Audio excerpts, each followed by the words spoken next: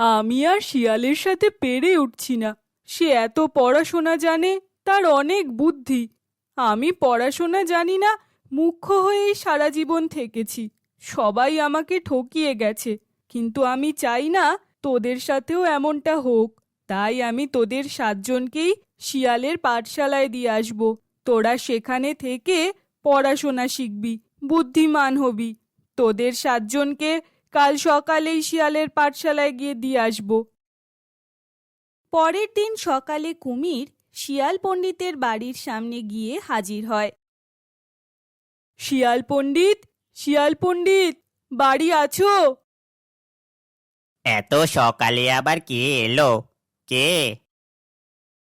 আমি এসেছি শিয়াল ভাই।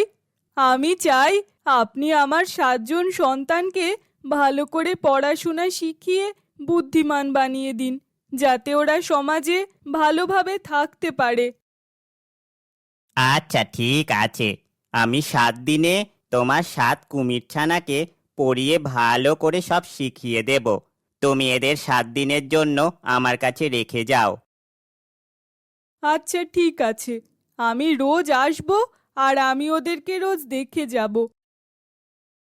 আমি আজ তোমাদের মধ্যে থেকে একজনকে পড়াবো। চলে আসো একজন আমার সাথে।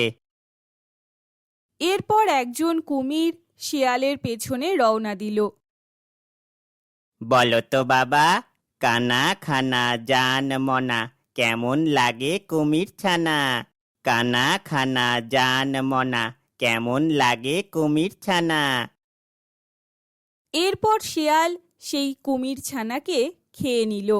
পরের দিন সকালে কুমির এসে, শিয়াল ভাই, ও শিয়াল ভাই, আমার ছানাগুলো কেমন পড়াশোনা শিখছে, ওদের একটু দেখাও, আমি একটু দেখে যাই।